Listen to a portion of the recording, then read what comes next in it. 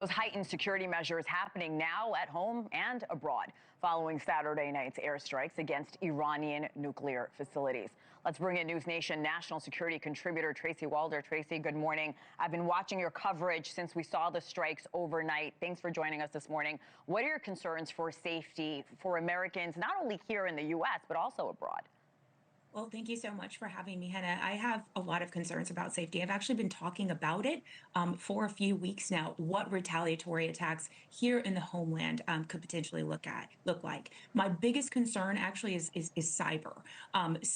Iran is pretty cyber capable, to be completely honest. Obviously, China is the best in the world, but Iran is very cyber capable. They have launched denial of service attacks successfully here in the United States against banks like Bank of America, JP Morgan Chase. So that is hugely problematic. I know Marcus talked actually about soft targets, and that is where I'm the most concerned that sleeper cells may attack. So I do not like the term sleeper cells. They are terrorists. That's what they are. That's the damage that they are inflicting.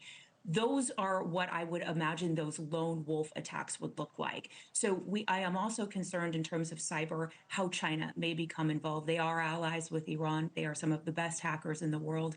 I don't know how they will align themselves here. I suspect they're waiting. But cyber and those lone wolf attacks are what I'm the most concerned about. You mentioned those soft targets. How are authorities doing different? What are they doing differently this morning to protect these so-called targets? Like Marcus mentioned, we're talking churches and tourist attractions. So my guess is that they are obviously stepping up manned security. So you will see an increase in terms of police and law enforcement presence. But I also think too that they have all hands on deck in terms of monitoring online threats, because that's where a lot of these originate from. They originate in the chat rooms and things of that nature. So my guess is they are also very much focused on those online threats as well and where they could potentially manifest. Department of Homeland Security head Kristi Noem posted on social media. She said this: "We will work increasingly to protect the American homeland," end quote. Do you think federal forces will get involved in protecting U.S. cities? I don't think they have much of a choice. I think they probably have to. I think if you look at, NYPD, obviously the largest and best police force, quite frankly, in the US, they are very well equipped to be able to protect their city. But we do have smaller police departments, smaller cities, and we can't ignore that they could be targets as well. And I do think that they will need federal assistance simply because they just don't have the manpower at this point. You mentioned Iran is cyber capable. What are your sources telling you about Iran's capability to strike within the U.S.?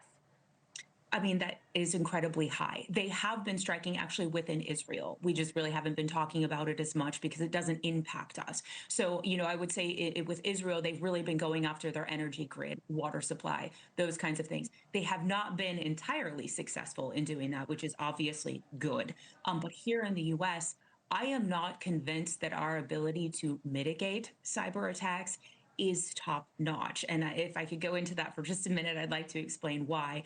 We have some instability at the top right now. We are looking at, Trump and Gabbard essentially disagreeing and fighting on Iran. And that creates instability really from the top down and makes it very, very difficult to stop these kinds of attacks.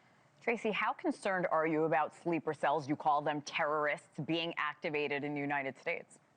I'm very concerned. Look, we have had individuals that have tried to assassinate President Trump that were members of the IRGC that were here in the United States. We've also prosecuted individuals that were working on the behests of the IRGC here in the US, as well as brought charges internationally against individuals. So in my opinion, they're already here and they have been here for some time. And we also have to remember Iran heavily funds groups like Hezbollah, Hamas, and the Houthis, who also may be here already in the United States. Tracy Walder, like I said, I was watching your coverage all night long on social media. I know you haven't gotten any sleep. I really appreciate you joining us this morning. Tracy Walder, thank you.